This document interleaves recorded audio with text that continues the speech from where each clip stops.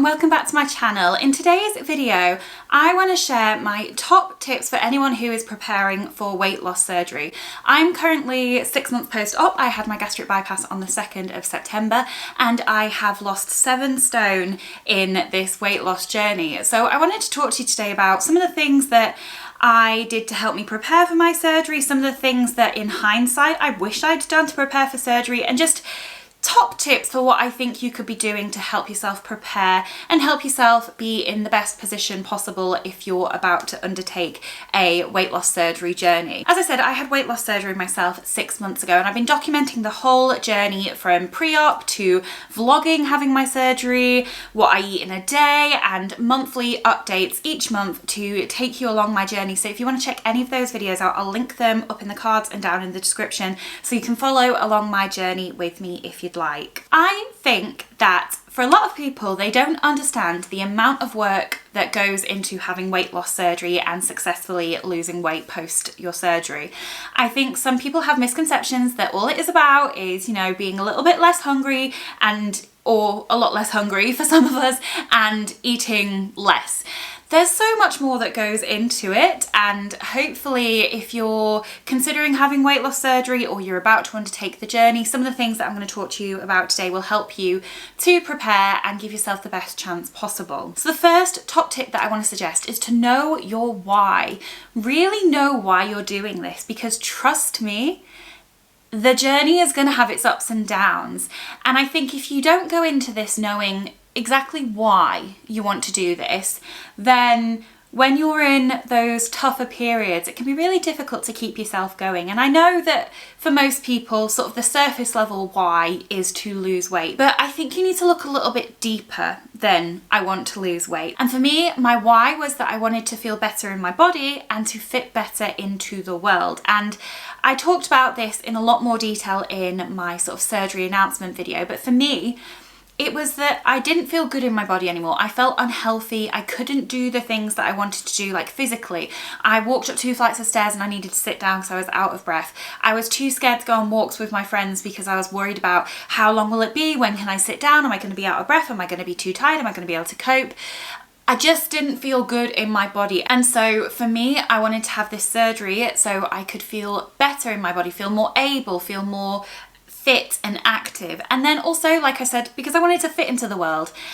The world is not designed for plus size people, and at the size that I was at the start of this journey, I couldn't fit into some chairs. Some chairs broke when I sat on them.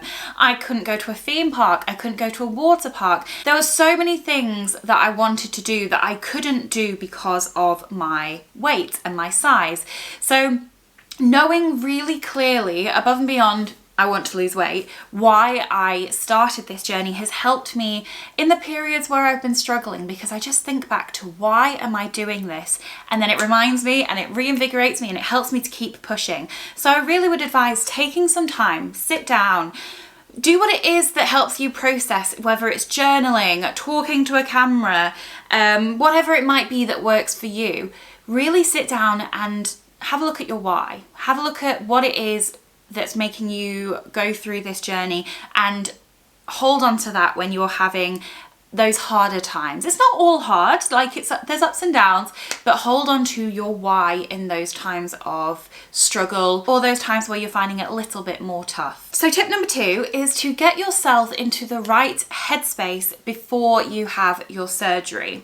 Like I was saying at the beginning of this video, a lot of people think that surgery is just about what you eat or what you don't eat. And actually there's so much more to it. And I really truly believe that if you're not in the right headspace to go on this journey, you have a lot less of a chance of being successful. For a lot of us, not all, but for a lot of us, we have often become bigger because we have a difficult relationship with food, be it that we have a binge eating disorder or we're emotional eaters, or various other forms of disordered eating. Like I said, this doesn't affect everyone, but for a lot of people I know that who are severely overweight, there have been mental struggles that are related to their size and their eating habits. And I know for me that was without a shadow of doubt true. I am an emotional eater. If I'm happy, I eat. If I'm sad, I eat. If I'm angry, I eat. you get it, you get it. For me, there is such a link between how I'm feeling emotionally and how I eat. And so I needed to do quite a bit of work to prepare me for surgery. And the other side of it is that if you have issues or struggles with loving yourself or confidence in yourself, losing weight isn't going to magically solve that problem.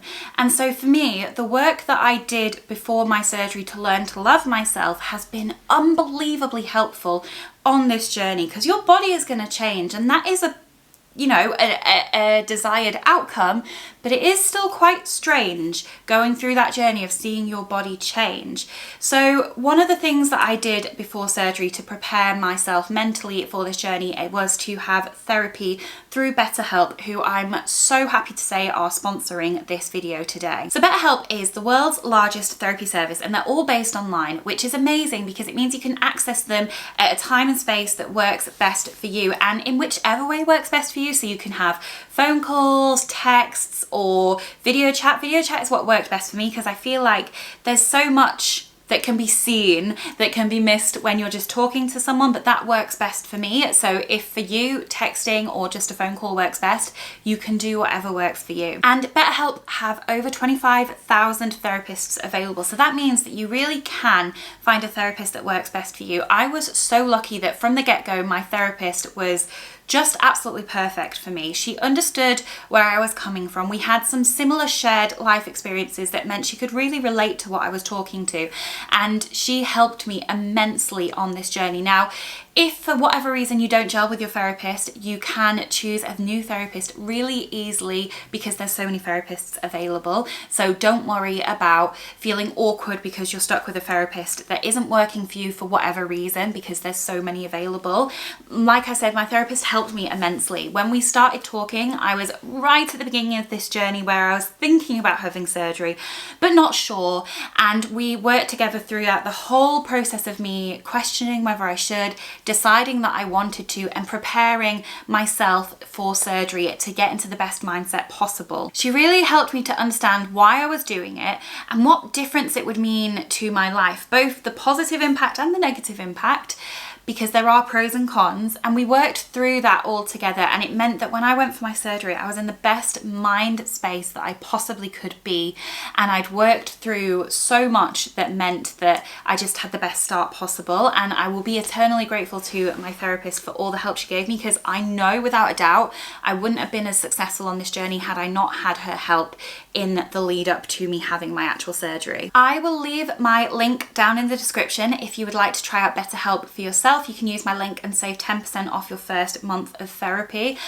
As I said, I'll be eternally grateful to BetterHelp and my therapist for the help that I received in the run-up to my surgery. It was absolutely invaluable, and I'm very grateful. So thank you so much to BetterHelp for sponsoring today's video. I really appreciate it. Tip number 3, and I think this is incredibly important, but it's to prepare your circle of people for what you're going to need after your surgery. This was vitally important for me. As someone who has been really open on the internet about my experience as a plus size person, but really closed amongst my friends and family, like, I would never bring it up, I would never talk about it. And because I wouldn't ever talk about it, my friends wouldn't want to ask me about it, because it's one of those things that you just don't bring up with people. You don't know whether they want to talk about it, and that's probably most of the time for the best. But what it meant is that when I told my friends that I was having surgery, they didn't necessarily know how to support me in that journey, and so I explained to them exactly what I needed. And I think that that's really important. There's certain people that you're going to want certain kind of support from, whether it's a friend, a family member, a partner. I think you need to understand what it is that you need from them and let them know, obviously within reason, because they're their own person. But for me, it was really beneficial for me to make sure that the people in my circle knew what I was about to go through, knew why I was doing it, and knew what they could, if they were able to, do to support me. And having my people to fall back on when times were harder has been so helpful and so vital to my journey. So if you are lucky enough to have people in your life that can support you, which I hope each and every person does who is watching this, make sure that you talk to them if you feel comfortable and able, to help them to know the journey that you're going to embark on. And if you can tell them your why so they can remind you of your why when you're struggling, that's a bonus. So I think preparing your circle is really, really important and has helped me massively. Tip number 4 is to understand what your new way of life is going to look like. Now, obviously, there's only an extent to which you can understand that before it happens. But for me, it was really important that I'd done all my research on what the stages post-surgery were going to look like. Going through the liquid stage, the blended stage, the soft stage, understanding what my new diet would need to look like. For me, knowing as much as I could going into the surgery meant that I was prepared for each stage as it arrived. Understanding that a large proportion of my diet would need to be protein. Okay, so researching what foods are high in protein. For me, it was really important that I understood as much as possible, because then I could be prepared. Because after surgery, you're tired, you've gone through a huge ordeal. Granted, it was nowhere near as difficult as I was expecting it to be, but you have still gone through a life-changing surgery. And it really helped me that I'd done the work before my surgery so that I didn't have to figure it out as I was going along. It meant that I was prepared and in the know, and it meant that I just had an idea to an extent of what to expect, because like I said, you can't know everything, you don't know how you're going to react, you don't know what your new life is going to look like fully, but I do think there is an extent to which you can prepare yourself. Watch videos of what other people eat in a day to get inspiration for meals. Watch how other people have prepared for surgery. Watch how other people have experienced the weeks after surgery. Everyone's surgery plan is going to be different and everyone's journey is going to be different, but I do think the more you know about other people's journeys, the more you can prepare for yours and be ready for the different stages that you go through. And tip 5 kind of goes alongside tip 4 in terms of preparation, and this is to buy what you're going to need for the first couple of weeks after surgery. So some things that I would recommend are kitchen scales. If you don't have some kitchen scales, definitely get some kitchen scales. Bathroom scales, I will link the ones that I have down below because they link up to an app. So every time I get on the scale, it logs it on my phone and I don't need to keep track. It has it all there for me. So I think they're only about £20. I would highly recommend, so I'll link those down below. A blender, because there are going to be a couple of weeks, depending on your surgery plan, but for most people, where you can only eat blended food. And I didn't have a blender, which is so silly. I knew that stage was coming, but I didn't have a blender. So we had to very quickly, next day delivery, order one. So I'd get a blender. Get a measuring tape so that you can take your measurements. And especially if you are bigger, make sure that you get a measuring tape that does fit, because I've had measuring tapes where they don't fit all around my stomach. So it's really helpful to make sure that you have one that does fit. If you want to take your measurements, that is. I know that for some people they prefer not to, but if you are going to take your measurements, just make sure you have a tape measure that fits the entirety of your body. Also, make sure you have sieves, because in the liquid stage, if there are any chunks or seeds or lumps in your food, well, when I say food, I probably mean like soups or yogurts or like protein shakes or smoothies, whatever it is, you need to make sure that you get all of those bits out. So if I was making a smoothie that had strawberries in, I'd have to strain it to get the seeds out, because for me anyway, for my surgery plan, for the first 2 weeks when I was on the liquid diet, I couldn't have a lump, a seed, a bump, nothing. So make sure you have sieves at the ready alongside your blender. For some people, they like to prep a lot of their blended food in advance. That didn't necessarily work out for me, but if you are a meal prepper, then having lots of little, like really small Tupperware boxes so that you can make your blended food and freeze it and have it ready, you might find that useful. I'm not a meal prepper, so that wasn't something that I did, but I know that for a lot of people that really helps them. Tip number 6 is gonna maybe sound silly to some people, but I wish I'd done this and it would have made the biggest difference. Tip number 6 is for all my people out there who hate protein shakes with a passion. I cannot stand protein shakes. I still can't to this day. And that meant that the liquid and soft stages and blended stages, to be honest, were really, really difficult for me, because you do need to make sure you're getting protein in. Now, you're not going to come out of surgery and they're like, you need 80 grams of protein. It's not going to be like that. It's an incremental journey, but protein is still really important, and you will be most likely recommended to drink protein shakes. And if, like me, you hate protein shakes, trying to find a protein shake that you can stomach post-surgery in those first couple of weeks is really difficult. And the reason is, for me anyway, I was feeling quite queasy as it was. I had no appetite whatsoever for the first couple of weeks. And so those things meant that trying to make myself drink a liquid that I just didn't like the taste of was immensely more difficult when I had no appetite and no interest in food and was feeling quite queasy. So I really wish that I had spent some time before surgery figuring out what the best protein shake was for me. Now, I found protein shakes that I can stomach now. Don't like them, but I can stomach them. And I think that it would have made those first few weeks for me so much easier if I'd figured that out before surgery, before I lost my appetite, before I was feeling queasy. So might not be a tip that's relevant for everyone, but it would have made my journey a million times easier. So I had to make sure to let you know. Tip number 7 is kind of similar to know your why, but it's to make plans for the future. Now, I don't mean on this date I'm going to go and do this, but make a bucket list of all the things that you want to do when you feel able to. Now, I think I'm going to make a video on my weight loss journey bucket list, so let me know if you would like to see that video, but I'll give you a couple of examples of things that are on my bucket list. So one of them is go to a theme park. Before surgery, I would not have physically fit on a ride at the theme park. Not in the UK anyway, I don't think. I'm not sure that I'm ready for it yet. I think I'm probably going to go in September. Me and some friends are going to go to Alton Towers, which I'm so excited about. But that's one of the things on my bucket list. Another is, and this is going to sound so silly to people that haven't experienced being bigger potentially, is to shop in Primark. I have not been able to shop in Primark since I was 18, 19 at a push.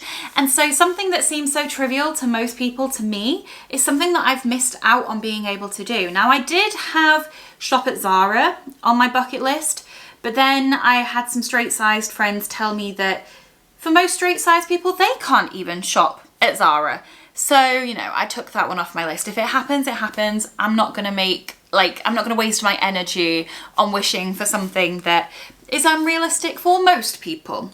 So they're just a couple of examples. I have a whole list of things that are on my weight loss bucket list that help to motivate me, similarly to knowing my why when I'm having a harder time, but also just to keep me excited about this journey. With every bit of progress, I get closer to ticking something off my weight loss bucket list, and it's so motivating. And it also helps to take the focus away from the number on the scales. There's going to be times where that number stalls. And if you don't have other things to focus on, that can be really mentally difficult. So I try and have, we call them non-scale victories, and try and focus on those. So one of those would be, for example, when we were in Marbella, we parked in a car park, the lift wasn't working, and we had to walk up 4 flights of stairs. 4 flights of stairs. Now, you'll remember me saying at the beginning of this video, before surgery, if I walked up 2 flights of stairs, I had to sit down, and I physically was in pain, and it would take so long to catch my breath. I walked up those 4 flights of stairs. Now, I lost my breath a little bit, and I was feeling a little bit achy in the legs, but within like a minute, I was fine. I didn't feel sick. I wasn't red. I wasn't sweaty. I wasn't like struggling. I did that, and I could not believe it. That was a huge non-scale victory for me. Now, granted, it wasn't on my weight loss surgery bucket list, but you know, having things on your weight loss surgery bucket list and your non-scale victories, they kind of come hand in hand. So think about what it is that you want to do that your size, weight, or fitness level has prevented you from doing before, so that you can focus on those throughout your journey. Tip number 8, the last tip, which, thinking about it, probably should have been one of the first tips because it might be the most important one, and that is to be kind to yourself. Weight loss surgery is a journey. You will have the highest of highs, but you will also quite probably, realistically, have the lowest of lows. You'll have periods where you're doing absolutely everything right, but for some reason the scale just isn't moving. And it's so easy in those times to start blaming yourself, get angry at yourself, disappointed in yourself, think you've messed it all up, because trust me, I've been there. And it's not fair to yourself. You have made this huge life-altering decision, and it's going to change the rest of your life. And so it's really important that on this journey through the highs and the lows, you be kind to yourself, be gentle, give yourself a bit of grace. And if you are having periods where you're finding it harder and you're not meeting your goals and the weight isn't coming off, or you're not seeing success or progress in whichever way you measure that, be kind to yourself. You're not going to wake up from surgery and get it instantly right. There's so much to relearn and understand and to know on this journey that you're going to have times where you don't get it right. But if you're not kind to yourself, I think those times are going to last longer than they might have done if you can, you know, give yourself a little bit of grace. So I think it's really, really important. Talk to yourself like you would talk to a friend. You wouldn't be sat there going like, you're messing it all up, you're failing, you're wasting this opportunity, you're a mess. You wouldn't say that to your friend. I hope not anyway. So don't talk to yourself like that. And I am guilty of this, very guilty. And it's something that I'm always going to be working on, probably for the rest of my life. But just, you know, be a bit kinder and be a bit more gentle to yourself. So that is my 8 top tips to prepare yourself for weight loss surgery. I would love to hear in the comments what you thought of my top tips. If you have any that you want to add to the list, so that if anyone watching this video is about to go through this journey themselves, they can read the comments and see what you would advise, then please do. I would love to hear them. Thank you so much for watching today's video, and thank you again to BetterHelp for sponsoring today's video. I really appreciate the support. The link to try out BetterHelp is in the description box to get your 10% off your first month. Thanks so much for watching, and I'll see you next time. Bye!